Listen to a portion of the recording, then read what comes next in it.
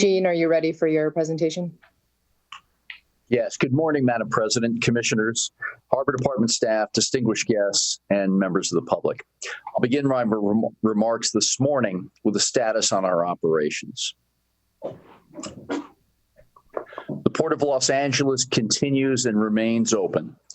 Port Police, under the faithful guidance of Chief Tom Gazy, flies a drone every week, and the videos that you're seeing now were dated on Tuesday of this week, July 21st. As you can see, all terminals are open and running smoothly.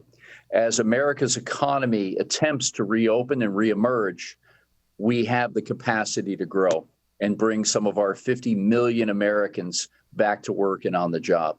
We also have a unique vantage point beyond public safety to make sure that our ships, the rail and truck connectors are all working appropriately. And should we see anything that needs attention through this unique vantage point supplied by our Port Police, we can jump in quickly. As of today, July 23rd, here's a look at where we are. 12 container vessels in port, 1 idle, which has been common occurrence over the last several months as we reposition vessels. 2 crews, 3 bulk, and 4 tankers are also working in port. And we have 18 ships at anchor outside and inside the breakwater. This port complex was designed more than a generation ago to manage ships of this nature as they wait to position their products and move on to the next port of call. All terminals, as I mentioned, are open, gates as well.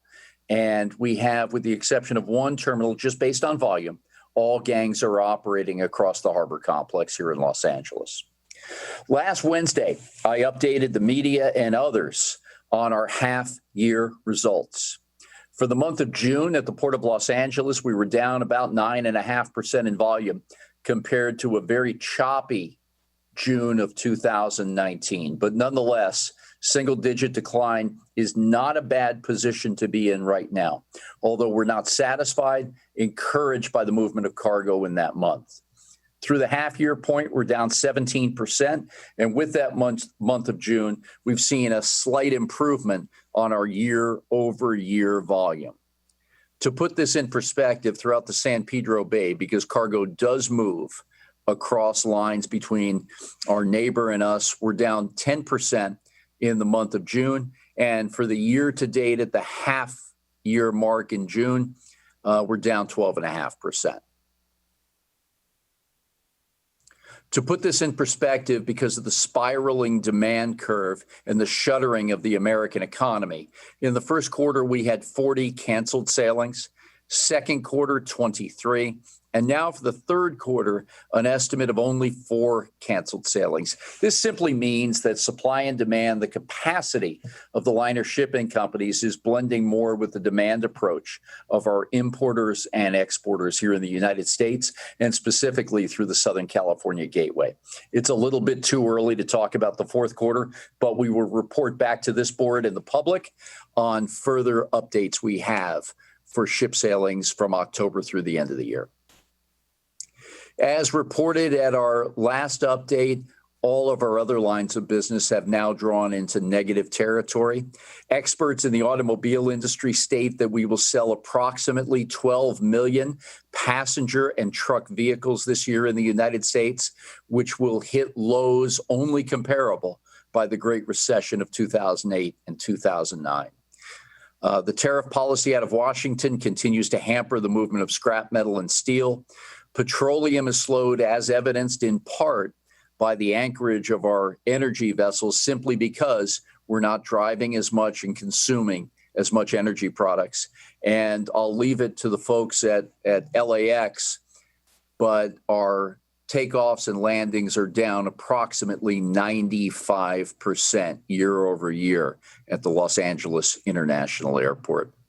The cruise business is effectively out until further notice, although some lines have stated they will pause until at least the end of this year, the month of December specifically. And as reported previously, the fruit business ended unhampered with its closure of the season in February, and we look forward to the next harvest in the months of November and December. More to come on that as reports come our way. All of this has a great impact on the work that we do here at the Port of Los Angeles. And for the viewing public, please be reminded that in normal times, 1 in 9 jobs in the Southern California region, more than 1 million people go to work every day in the 5-county area of Southern California with jobs related to this port complex. Of keen interest are our skilled labor partners at the ILWU. And week over week, we have seen a slight uptick, about 8%, in the work shifts at the ports of Los Angeles and our neighboring port. The total that we just saw of more than 40,000 work shifts is the highest weekly total since week 6, ending on January 31st of this year. So encouraging in and of itself. Year to date, and a comparison again to a choppy 2019 because of the tariff regime that was put in place, we're down 18% on our work shifts of Longshore Labor, specifically at the San Pedro Bay complex. But more importantly, I believe, is the comparison to the 3.5-year average shift count that takes out some of the choppiness in the labor work with respect to the tariffs. We're down 5% on labor shift count over the 3.5-year moving average.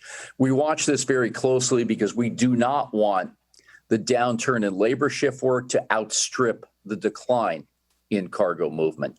And so far, we're pairing okay. Although, for the record, every job loss and every work opportunity is painful to all of us that is missed here in the harbor community because of this unprecedented downturn in our economy. And we will continue to work. And as I have stated before publicly, we have a very specific strategy and a 9-point plan here at the Port of Los Angeles to bring more cargo back to our gateway, which will mean more American jobs. Back on March 9th at the Joint Harbor Commission meeting between Long Beach and Los Angeles, it was resolved to move forward with a $10 per TEU, $20 per container rate to help in part, small part, fund the initiative to move towards clean trucks in the future. And I say cleaner trucks because since the initial offering of the Clean Air Action Plan and the first iteration of the Clean Truck Program, we have reduced diesel particulate matter by more than 90%, sulfur oxide by 97%, nearly eliminating that category, and nitrogen oxide by 64%. We still have more work to do. And in September of 2015, I personally, on behalf of the Harbor Commission, called for an update to the Clean Air Action Plan, because at that time we had met or nearly met all of the promises and commitments to this community on reducing pollution in the Harbor District 6 years ahead of schedule. Now back to the Clean Truck Fund rate. We're looking at many opportunities to raise money, whether it be private equity, grant-making capabilities at the federal, state, and local level. And so much work and planning is going into this. But I will attest to you that the industry has been displaced because of the economic travails that we are witnessing due to COVID-19 and, in no small part, the trade policy out of Washington. Working very closely with the air regulators, both regionally and statewide, our movement is towards zero emissions, as the mayors of Long Beach and Los Angeles have resolved. And we're looking at other proposals on how we could move forward with folks who want to take advantage of cleaner trucks today. I think this is a very complicated and savvy equation to build. And therefore, at my request, dating back some 5 years ago, we may soon finally realize an equipment and manufacturing summit, bringing all stakeholders together in this very important area of environmental stewardship. And my view is that we need to get a look inside of the manufacturers and how they intend to produce cleaner, heavy-duty trucks that will be used here at the port. We have a keen interest on how we will finance all of these trucks as they come off the production line and in very nascent stages of technology. We also have to have an understanding of what infrastructure is needed, depending on the technology that will move forward. And as we remain under Mayor Garcetti's direction, technology neutral, we must be very nimble on providing that infrastructure. And key to this also will be policy. I've reminded the board in the past that even if we are capable of putting grant funding together, the individual truck driver who makes up 40% of our truck capacity, those who have 5 rigs or less working here at the port, must pay for these new and more expensive trucks. And should we grant money to these folks to offset the $50,000 truck that they typically purchase on the secondhand market, today, under our environment, from a legal and legislative capacity in the state of California, that truck driver must pay income tax on any grant money that is surfaced from this harbor department or other state, local, and federal agencies.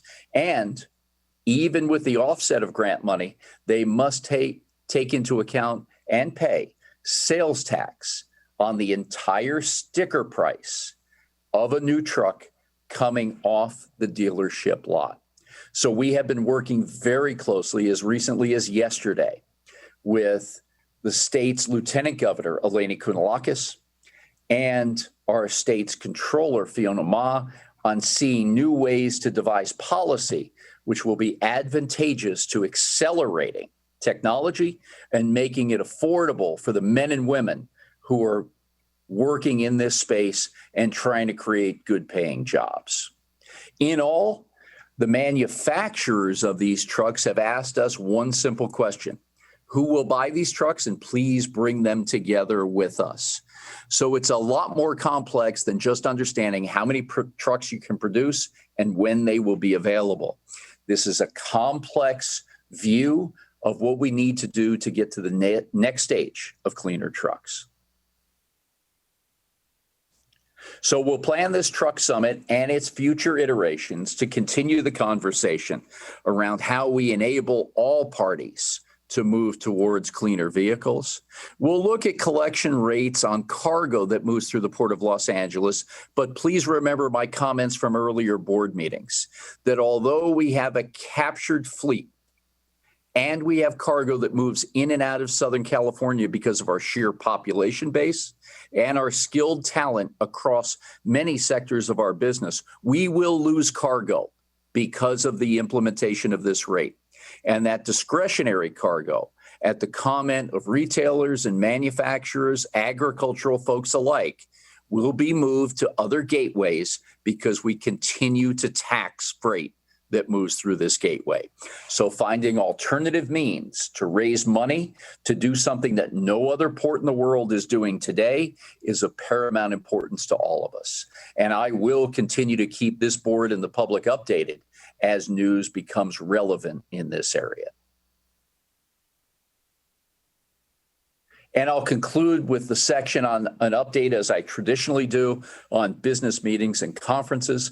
Since we last met on June 18th, I have participated in more than 60 outside meetings and 40 internal meetings over the past 5 weeks in my capacities as all 3, port director, first chief logistics officer in the city of Los Angeles, and chair of the California Association of Port Authorities. The meeting topics surrounded all of those and many more issues. And I'll give you just a highlight of the few that are important for the public to be aware. On Monday, July 13th, along with 120 participants and at the request of Peter Friedman, who is the chair of the Agricultural Transportation Coalition, we updated the membership of the ag and forestry products industries on the happenings in the supply chain, the environmental movement, and the work that we're doing here on the ground with Logistics Victory Los Angeles. In a recurring set of meetings, along with David Libatique and Aveen Sharma, Mike DiBernardo. I met with the ILW local presidents from 13, 63, and 94. At the invitation of the United States-Mexico Chamber of Commerce on Tuesday afternoon, July 14th, along with 158 participants, I joined a conference with the port directors of Veracruz in Mexico and Everglades in South Florida to talk about the supply chain, COVID-19 response, and our environmental endeavors. Also, in a series of recurring meetings, on Wednesday morning, July 15th, along with Aveen, David Libatique, and Mike DiBernardo, I met with Ron Herrera, who is the president of the Los Angeles County Federation of Labor. Last Wednesday, as I mentioned earlier, on the 15th of July, we had our monthly update to the media and other industry observers on our press conference announcing our first half results. And thanks to the great work of Philip Sanfield, we had our best turnout ever with more than 30 media outlets who participated in that live Zoom call. The latest installation of the Labor Collaborative met on Tuesday of this week, July 21st, via Zoom, with all 11 major labor organizations joining us and chaired by our own Aveen Sharma. And lastly, I'd like to conclude my remarks this morning with a short video highlighting the great work of the Port of Los Angeles and its sponsored COVID-19 testing that was conducted last Thursday, July 16th, over in Wilmington at the ILW Dispatch Hall. Patrick, would you please start the video?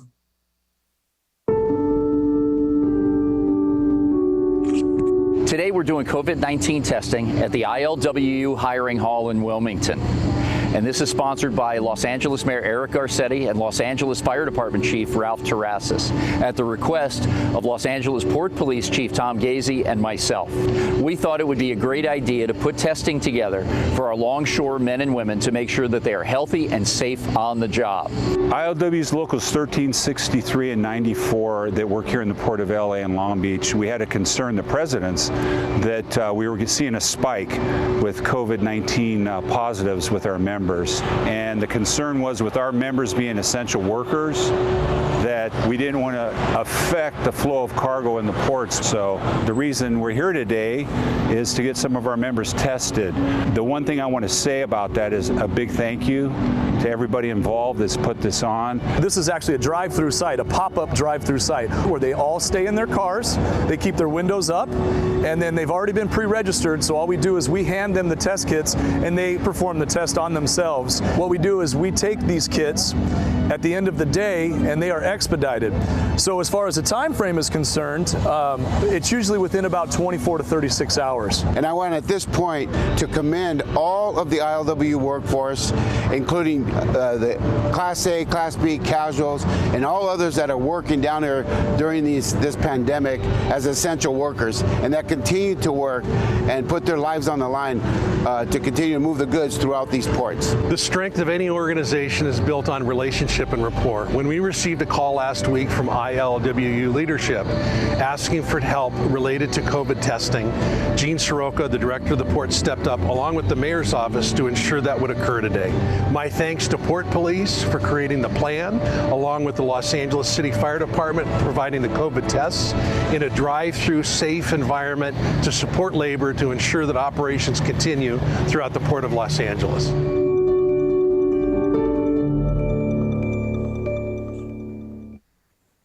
Good morning, President Lee, honorable commissioners. Just a few comments on behalf of the Harbor Department. Our personal thanks to Mayor Garcetti, Deputy Mayor Jeff Gorell, Chief Ralph Terrazas, South Bureau Chief Ronnie Villanueva, and most importantly, Captain Chad Rolish for providing the tests down in the harbor for our labor partners to ensure the safety, the health of our labor force. It was a privilege to have this available for them, and we're committed to continue with these endeavors into the future as we all deal with this pandemic. The Port Police that put the program together, Captain McCluskey, Captains Hayden and Kobos, as well as Lieutenant Halley and our tactical planning group did an outstanding job in collaboration with the Los Angeles Fire Department to make this possible, to provide this extraordinary level of service and an expression of our support for those that continue to move cargo in the Port of Los Angeles. Thanks for giving me a few minutes this morning. Thank you so much, Chief Gazy. Are there any additional questions or comments from the commissioners? Commissioner Middleton. Didn't even need to raise my hand. Thank you, Madam President. Mr. Soroka, I see Chief Gazy there, but I assume Mr. Soroka is going to move back. Once again, an outstanding report. Thank you very much. A quick question, and then I have some comments on many of the things you said. On the clean truck rate resolution, it appears from everything you said that collection of fees has not started, that no decision's been made on the exemptions. I was wondering if a date has been set for the manufacturing summit, understanding that there's lots going on and you can't do everything at once. But when are you thinking of having this summit? Thank you, Commissioner. I'd like to have it yesterday.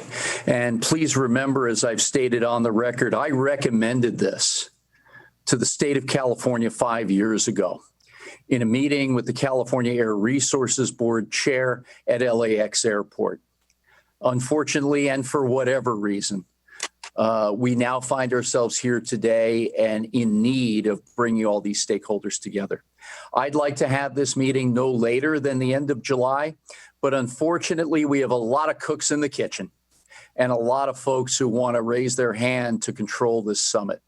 This is not about control. It's about bringing people together. And as we always do, using the convening powers of Los Angeles Mayor Eric Garcetti and Long Beach Mayor Robert Garcia, we want to bring people together to create solutions, not fight, not combat each other.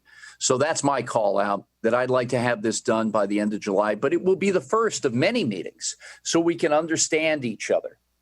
And one thing in particular that I'd like to share through our research and with the great help of people like Mike DiBernardo and David Libatique, Gavin Sharma and others, Chris Cannon to be included, is that as we talk to more people, we come up with more questions. And one of the important questions to the manufacturers is exactly how we go about putting their customers together with them. And we know for a fact, based on our manufacturer discussions, that the big and large national companies, think of these as people like Schneider and J.B. Hunt, NFI, and other companies who have a nationwide reach in land transportation, they're typically the first customers to buy new products.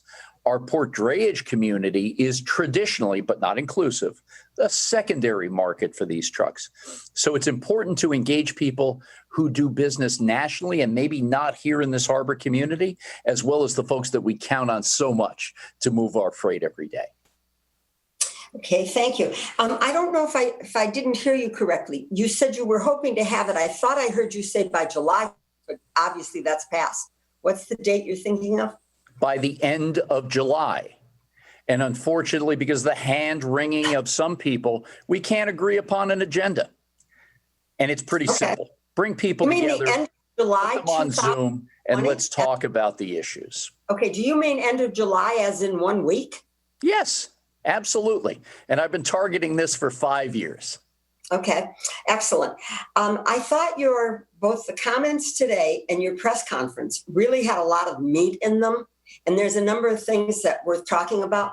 The first is, I think in the midst of this pandemic, it is absolutely noteworthy that you're still focusing on vision and where we need to go.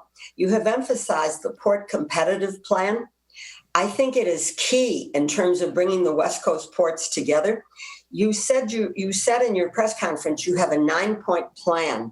I'm sure all the commissioners would appreciate receiving a copy of at least the bullet points that we don't need. I'm sure it's very thorough, but at least the big picture on that. The fact that I think cannot be hammered home enough that there are many moving parts in port competitiveness, but certainly the one that's the most shocking to me is the harbor maintenance tax. You said in your press conference that the East and Gulf Coast get 10 times what Los Angeles does. That 10 billion is collected, and I don't know how much is collected. They get 10 billion, we get 1 billion. And in terms of what we're contributing, I think that's a fact that has to be hammered home just because of the unfairness of it. So when I'm done, I'd appreciate any other comments. It's noteworthy. And again, even though you're very clear, I want to make sure anybody watching this understands. You said twice, no environmental rollbacks, despite the fact that this is a terrible economic situation. And there certainly would be a justification to say we need to balance some things. You're not saying that. You are saying no environmental rollbacks. Thank you for that commitment. Next, Longshore Labor. I appreciate your concern that the numbers are down 18%. That is not good. On the other hand, showing the video was great. I think it is, again, noteworthy that I asked for specific numbers. As always, the port was very good. Chief Gazy got back to me. There are very few cases among the 15,000 longshore workers, and there have been no terminal closures. That needs to get out because there are a lot of rumors floating around. And it's important that we deal, just as we deal with science on the medical questions, we deal with facts on the work situation. No shutdowns. I very much appreciate the fact that you acknowledge the key role our ILWU partners play in port competitiveness. You said 2 or 3 times in the course of your press conference, you acknowledged the assistance of the 3 longshore presidents and the longshore workforce. That's really important. You've told us many times when we talk about competitiveness that we're still feeling the effects of this 2002 lockout. I think it's equally important that we stress the good relationships that you are building with the longshore workforce, which will be good for business. So nobody needs to worry about work stoppages in this port. It looks like it's moving forward in a positive direction under your leadership, for which I commend you. And finally, again, let's not deal in rumors. I know this is only anecdotal, but I can tell you that I was so impressed with the 2 videos I saw, one on the COVID testing at the dispatch hall and the other on your press conference, that I reached out to folks primarily in the labor community, and the reception was very positive. Everyone is saying you are giving us the facts we need to know about how this port's working. So thank you for all of that. Keep up the great work.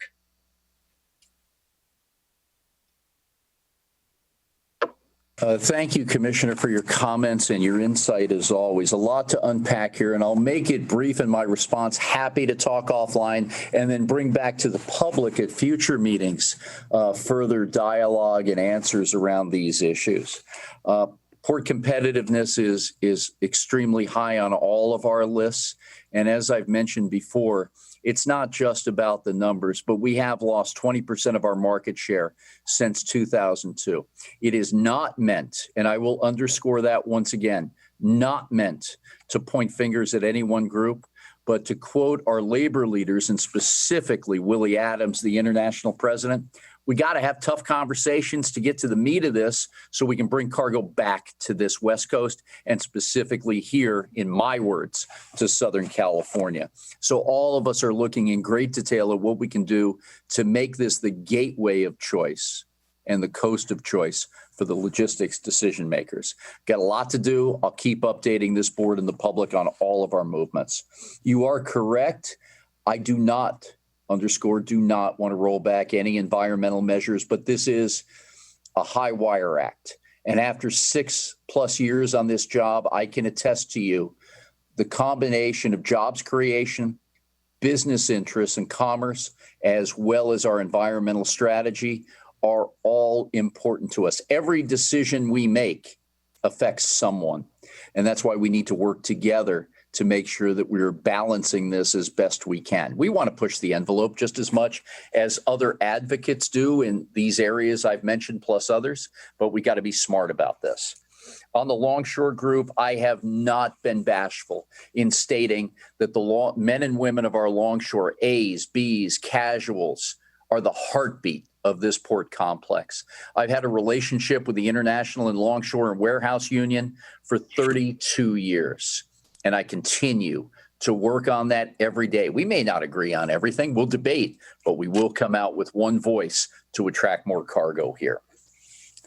And the relationships are of paramount importance to us across the spectrum of the supply chain, in politics, in regulatory areas.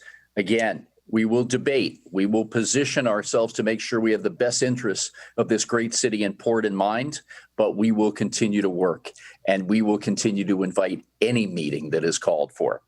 And most importantly, Commissioner, I think that you touched on the highlight of my message, and that is that we deal in facts with a data-driven approach.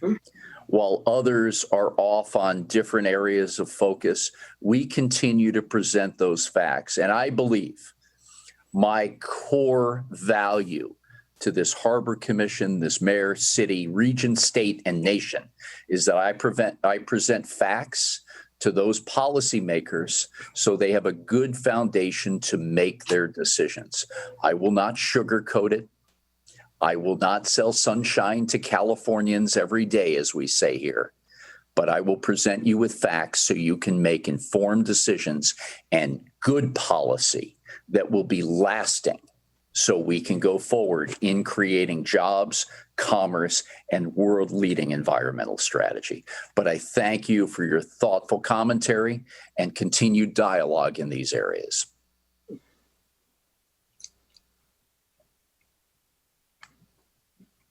Thank you very much. Are there any other questions for the executive director? Hearing none, I'll turn it back to Amber. Thank you very much, Jean. Thank you, Madam President. Thank you, President Lee. Before we continue, we did have a technical issue early on in the agenda, and unfortunately the elections were not recorded. So we would like to note for the record that President Lee and Vice President Renwick were re-elected with a roll call vote and approved. I think you should make sure that you note for the record that it was done with overwhelming support. Actually, if we could just, roll call vote, there were 4 people present, and all 4 that were present voted for President Lee and Commissioner Renwick. So overwhelming support, yes, Commissioner Vice President, but we'll just say it was unanimous and all 4 voted in the affirmative. So No, if you're going to be particular. Thank you. Okay, so Thank you, getting Jana. this onto the record now, it was Yes. item B, election of officers. The Board of Harbor Commission shall hold its election today for the positions of president and vice president. Oh, wait, no, I think you're good. We're good? Yeah, I think, Amber, we're good. We've gone through, we've told the world there was a roll call vote, and the roll call was unanimous. All 4 voted in the affirmative, and so it's on the record.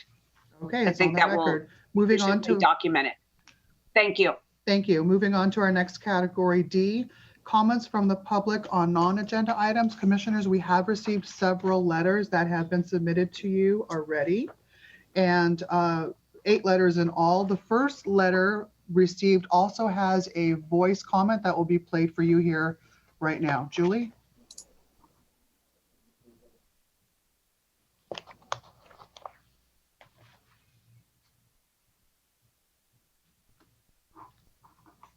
As follows. My name is Regina Sue, and I'm an attorney with Earth Justice. Earth Justice is a member of the Trade, Health, and Environment Impact Project Coalition. Our member organizations include community groups who are on the front lines of pollution from the freight industry in Southern California. We ask that the port establish a robust public process that allows for meaningful participation by community stakeholders. The Clean Trucks Program update is not on the agenda for this Harbor Commission meeting, and we hope that the port will provide more notice in the future to allow for public input. We appreciate that The ports are developing a long-term plan to meet its goal of achieving 100% zero emissions trucks by 2035. In developing this plan, we urge the ports to identify interim milestones that will provide a clear path to meeting the 2035 goal, including an interim target of achieving a port drayage truck fleet that is 25% zero emissions by 2024. It is clear that we need significant action in the near future to meet this 2035 goal. Importantly, the ports cannot be sidetracked by technologies that are not zero emissions.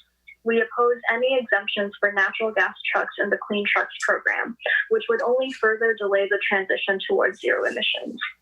The ports must also take into account the necessary near-term investments in zero emissions technologies and infrastructure that will enable the deployment of thousands of zero emissions trucks over the next 5 years. The ports should also work to deploy hundreds of zero emissions trucks in the next 2 years. Thank you very much for the opportunity to comment. Thank you. Okay, And just for thank the you. record, a letter was submitted on her behalf as well. In addition to her letter, there were 7 additional letters. All subject with near zero trucks need to be encouraged with container rate exemptions and funding. And those senders were from MDB Transportation, West Coast Warehouse LLC, TradeLink, Total Transportation Services, Pacifica Trucks, Pacific 9, and Duncan and Sons Lines, Inc.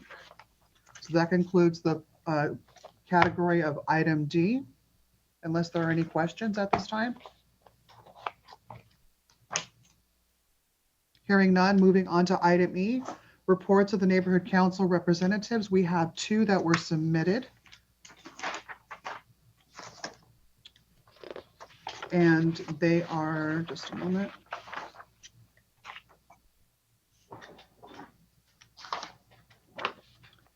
Two letters were submitted to our office. The first one is from the Central San Pedro Neighborhood Council with reference to demanding free and open public access to the State of the Port address, while the second one is from Northwest San Pedro with their subject line indicating it's the public access infrastructure projects. Both of these letters will be submitted into the record and provided to each commissioner. If there are any questions at this time, we'll go forward to item F, reports of the commissioners.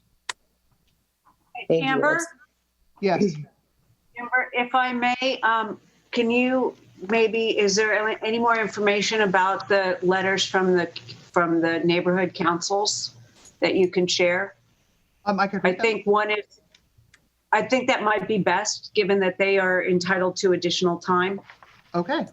So the first letter here from the Northwest San Pedro Neighborhood Council is signed by President Ray Regalado, and it is the subject of public access infrastructure projects, which indicates at its meeting on July 13th, 2020, the Northwest San Pedro Neighborhood Council passed the attached resolution requesting that the port consider funding the proposed waterfront connectivity consult position now, apart from consideration of the remaining recommendations for the PAIP funds.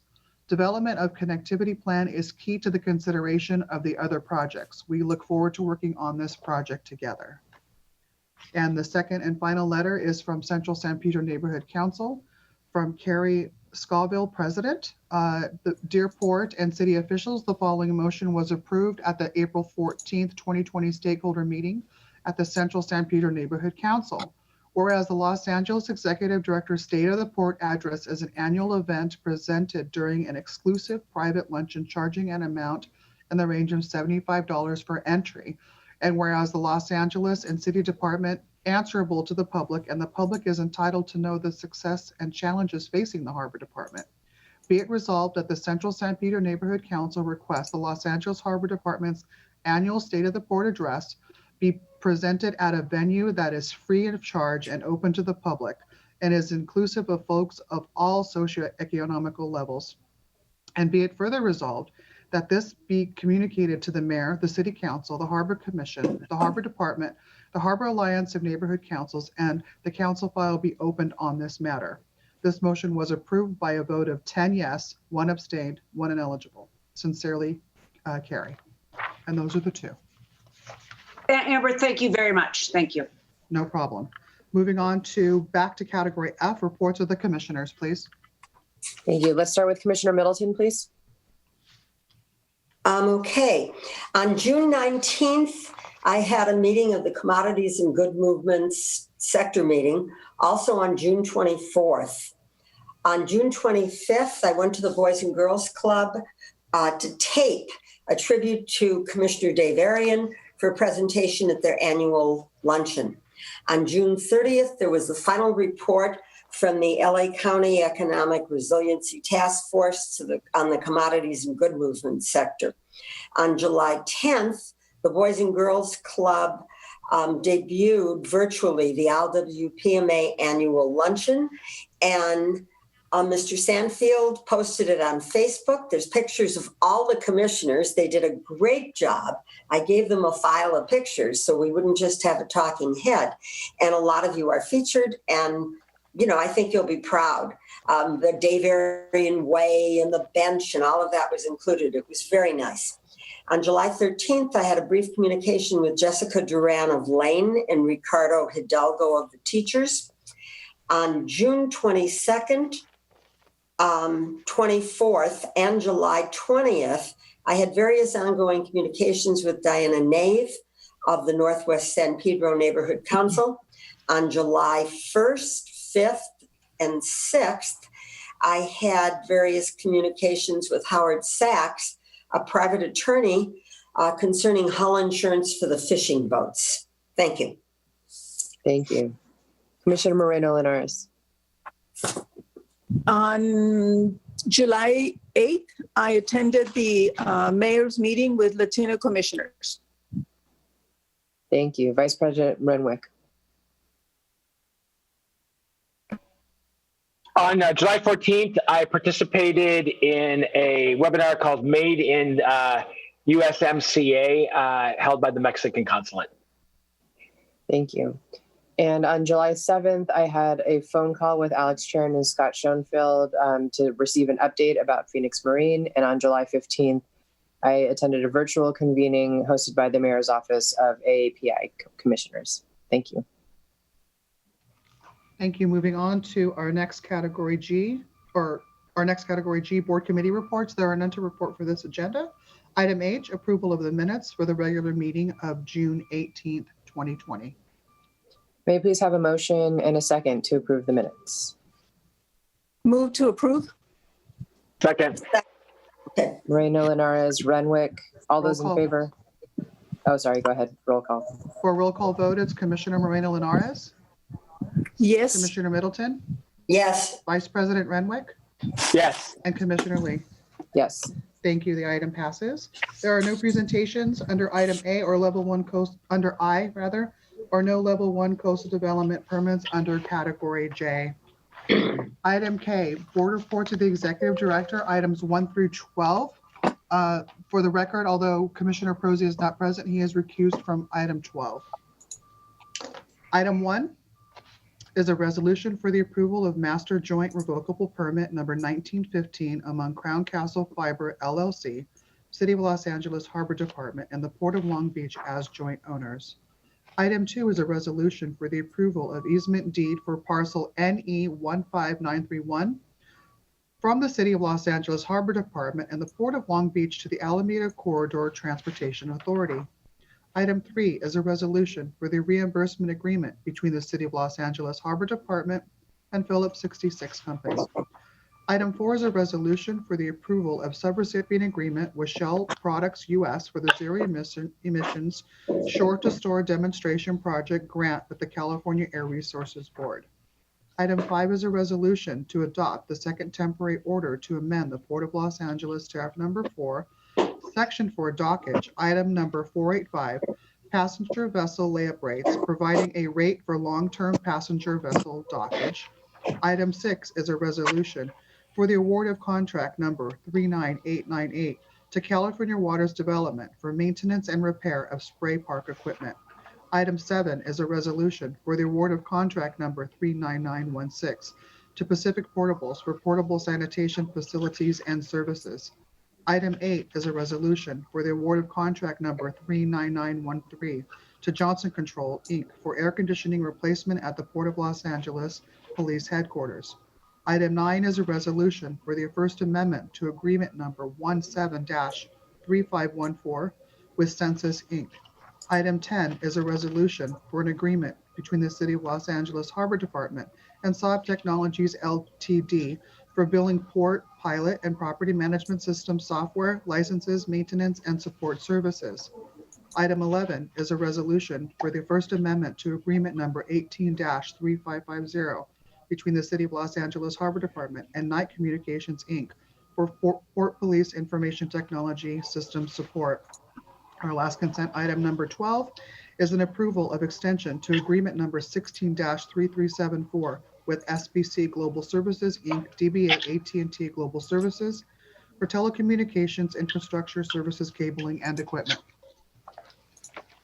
Thank you. Are there any questions on any of the consent agenda items? Hearing none, may I please have a motion and a second to approve the consent agenda items 1 through 12? I move. Renwick, Second. Moreno Linares. Roll call vote, Commissioner Moreno Linares, Yes. Commissioner Middleton, Yes on all 12, and I'd like to take this minute to just make a statement. 1 through 12, I didn't ask that any of these be held out, but I did want to commend staff. Almost all of these were somewhat technical issues. They had to do with support services. They were very well written. They were clear. They were comprehensive. I had a couple questions that Chris Cannon and Mike DiBernardo were able to answer, and it wasn't necessary. They were more curiosity and background questions, nothing to put on the record.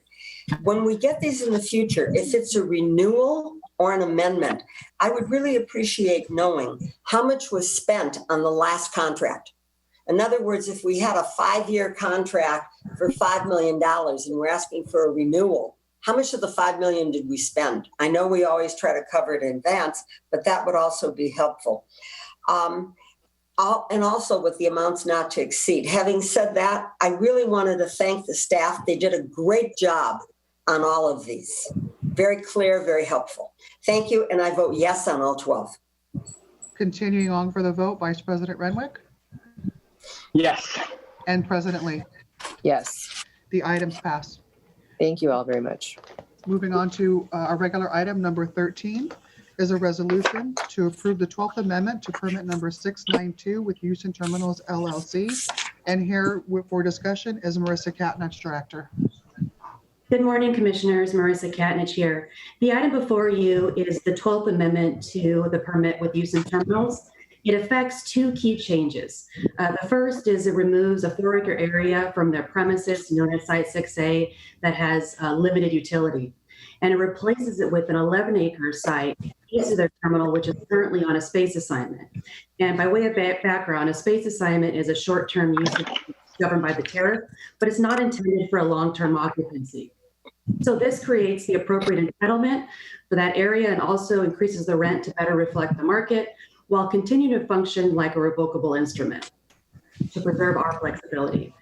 Through this change, there's a net increase in revenue of about $100,000. Other than that, this is pretty straightforward, and I'm happy to answer any questions. Thank you, Marissa. Any questions from the commissioners? Hearing none, may I please have a motion and a second to approve staff's recommendation? So moved. So moved. Middleton, Moreno Linares. Amber.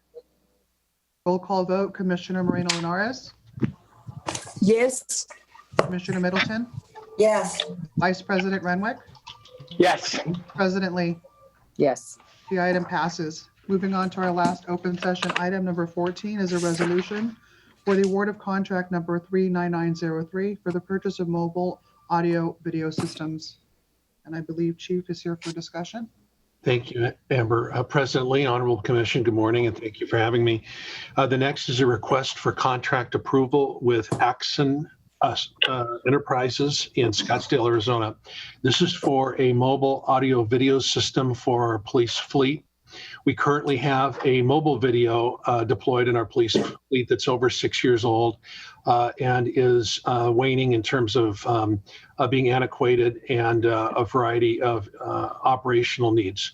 The Axum system is both a mobile video system in the police cars as well as a body cam that is industry compliant.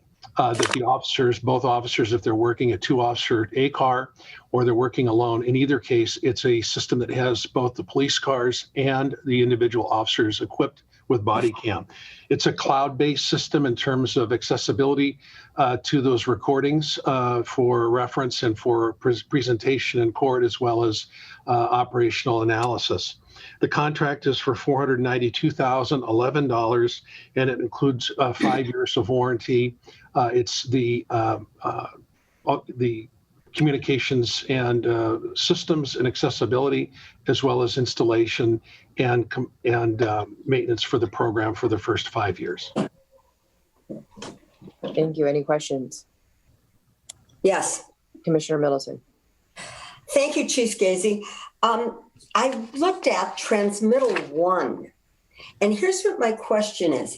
I understand what the function of the MAVS is, and I have no technical questions about that, but do we currently have, how many officers, because I know we have many officers, have body-worn cameras? Because Transmittal 1 on page 2 says that there are going to be 33 in-car system, 33 watt, and then the next page says there's 35 body-worn audiovisual systems. What I'm trying to get a sense of is how many systems do we have in-car and how many body-worn cameras do we have? And is this simply the interface, or is it adding additional individual pieces? How does all that work? So our police staff is 140 personnel, and that includes providing staffing to our various divisions in Port Police for Marine Operations, Patrol, Tactical Planning, Detectives, and so forth. The body cam is deployed with our uniformed personnel. We have a fleet of 30 marked police cars. The MAV system, the MAV system, will be installed in primarily our marked fleet. And then each officer at the beginning of their duty shift picks up and is issued the body cam that affixes to the front of their uniform. So the necessity to have the 33 to 35 devices covers our marked fleet and our patrol operations in the field, where we have the most opportunity to capture those interactions that are necessary for review and to protect our police officers against unwarranted assertions, as well as collaborate if there's operational issues we need to review as an organization. Okay, so the answer then really is that although there are 140 officers, that's the total force, and you only have a given number working any shift. And Correct. Since staff round the clock, that's 3 shifts. And then it sounds like you have 2 officers to a car. So what this is going to do is there's going to be one coordination system in each of the marked cars. And then there will be one on the officer, and the officers will be in pairs. So hopefully the one officer that's wearing the camera will pick up what's happening, even though the other officer doesn't have the camera on, the body-worn camera. So actually the numbers in terms of our daily deployment, typically we run about 12 officers on duty as a general number. So what this allows us to do is actually put the body cam on each of our uniformed officers that's in the field. So if we have a radio car with 2 officers, both officers have the body cam. The body cam is integrated into the system, so both of them record both the video and the audio, and the police car has a separate video system that also simultaneously videotapes. Excellent. That answers the question. Thank you very much. Thank you. Thank you. Are there any further questions for Chief? Hearing none, may I please have a motion and a second to approve this item? Move to approve. Second. Moreno Linares Middleton. Amber. Roll call vote, Commissioner Moreno Linares, Yes. Commissioner Middleton, Yes. Vice President Renwick, Yes. President Lee. Yes. The item passes. That concludes open session. Thank you, Chief.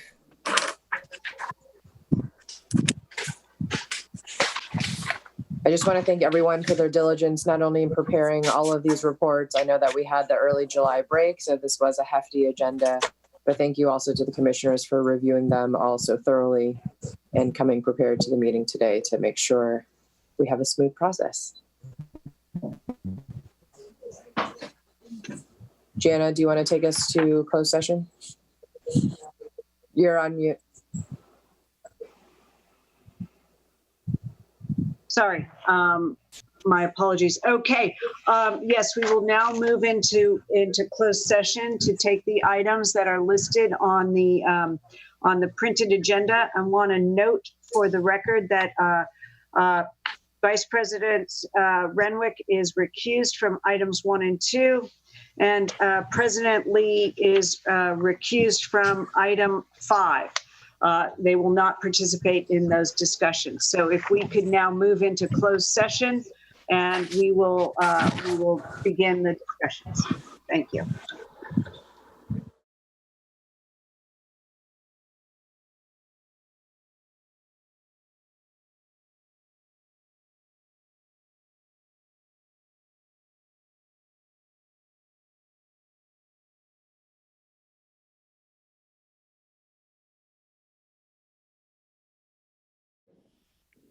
All right, super. We are ready. The Board of Harbor Commissioners concluded their discussions in closed session. Let me report out here items number 1 and 2. Vice President Renwick was recused and did not participate in that discussion. Item number 5, President Lee is recused and did not participate in that discussion. Item number 7 and item number 11 were pulled and were not discussed at all. And that would conclude, there were no other reportable actions taken. So that would conclude the closed session. President Lee? Thank you, Jana. With that, I am pleased to adjourn this meeting at 2:05 p.m. Thank you, everyone. Thank you. Thank you. Have a great afternoon.